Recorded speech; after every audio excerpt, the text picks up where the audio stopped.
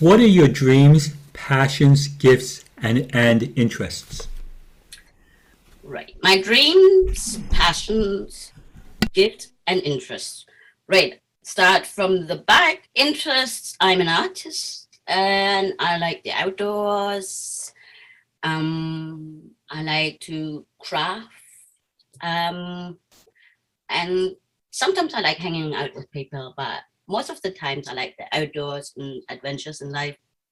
So that's my interest, and my passion is definitely my arts. I um, like to draw and paint and get my little hands onto anything that I can create and uh, produce.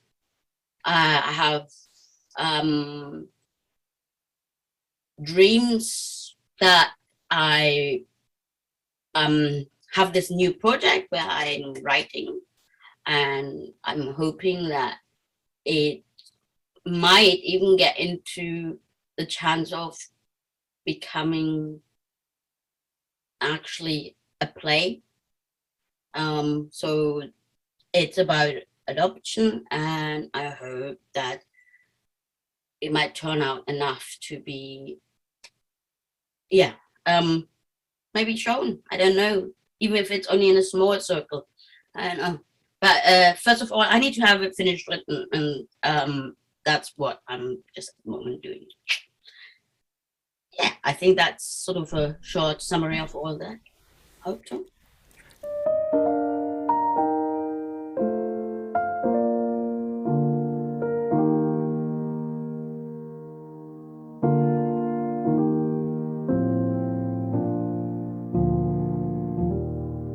Tell me about your adoption story. Yeah, my adoption story. That is about the um yeah, it's about starting when I was 3.5. I guess that's when I went to my parents, and I do not remember much about before that really. So that's where I started really my life. I don't really remember being younger than that. So it was probably around the Advent, first Advent, we call that in Germany. They celebrate first, second, and fourth Advent until they get to Christmas. And my mom said I was her Advent angel. And I got into a German family that was kind of mixed from the north and the south, and their son was born in Norway. So it kind of got, anyway, quite mixed international family. I think the younger times when I was sort of a toddler in a kindergarten and maybe the first 2 classes were an upbringing that was sort of, you could say, 2 ways or split it. It was almost like a dream, a bubble. It was beautiful being a child with my parents. And on the other hand, on the other side, there was a dark side to my family. Could be a very loud and volatile family. My father wasn't very good with young children, toddlers. So he had also his own demons, I guess, and I was very scared of him. He could be very funny and loving, and then suddenly on the other side, he could be very threatening. So I guess it doesn't help with being adopted, because for me, being adopted, it was like I'm from the outside and I have to try everything most possible to fit in this family that is not like me. And it was a lot about the competition between my brother and me for the love of my mom, and do you love me more than my brother sort of question. So on the other hand, they had a beautiful flat. They had garden. They had loads to offer. They were very skilled people, and we did have holidays. We had nice family time together. So yes, I did have a good upbringing and had the chance for good education. School was sort of a struggle because I found it a bit difficult to be in stress situations like tests and stuff. But apart from that, I quite enjoyed school, especially the attention of the teachers. I think they all found that I was very cute, which was often very difficult with the other kids who kind of made me feel of being very different, and those get me into an outsider position in school. So, and being also very small, extremely small in comparison with Germans, it did have a lot of negative problems, some good ones, but mostly negative. So yeah, so it was not easy to be almost the only Asian in my class. Well, almost. I'm the only Asian, Korean Asian in the class. There were Turkish people, and then there were German people, and then that was almost it for the cultural side. It's only when I came to get to higher classes that I got in touch with more multicultural backgrounds. But yeah, till then I had just really struggled with the cultural differences. Let it breathe, let it breathe. Just be yourself.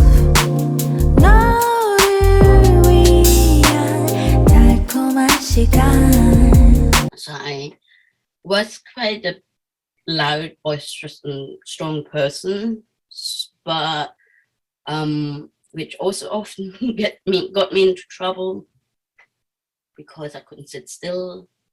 I would draw in class, and then the teacher says, "Can you actually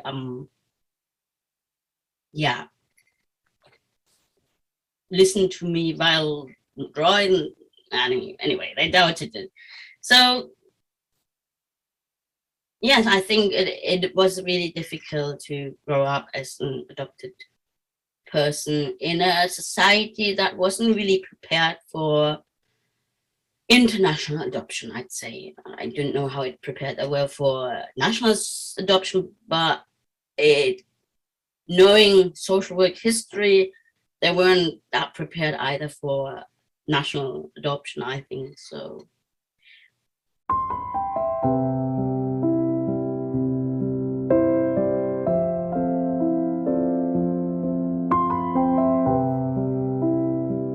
well, getting older, no, I did have more contact with Korean adoptees.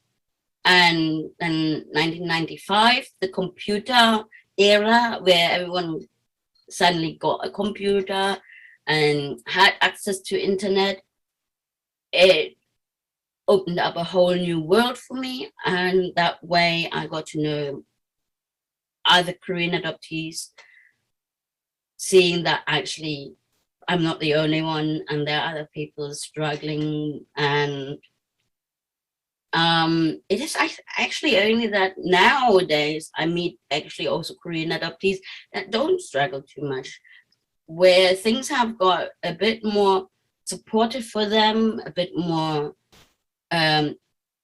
known, how do you say, clued up. People know now what to look out for when adopting a child from a different country. And yes, so that's sort of my adoption story. I think it kind of got me into having problems, mental health problems, and it meant I had to work really hard on trying to overcome these, and it also was impacting on my career life and on every part of aspect of my life. So yes, I don't know, it's adoption. I guess there was a time I was really totally against adoption, but I pretty much changed very fast after, because I did a lot of research, own research, and talking to other people, and realized that the way our world is built up, our society, adoption is an important thing. So really what it is all about is not to be totally anti adoption, but to be supportive and to make things or life easier for the parents who adopt and for the children who be adopted. So have I kind of answered my adoption question? Yes, great, thank you.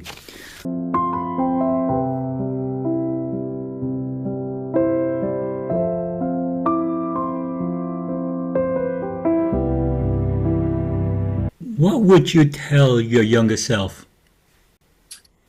What would I tell my younger self? Nothing turns out as you think it would. And learn to be patient and start loving yourself straight away. That's what I would say to my younger self, yeah.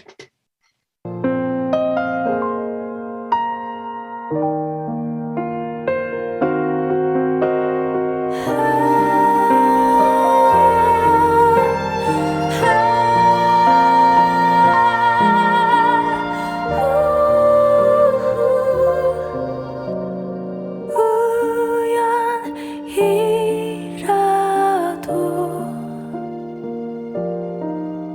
혹시 마주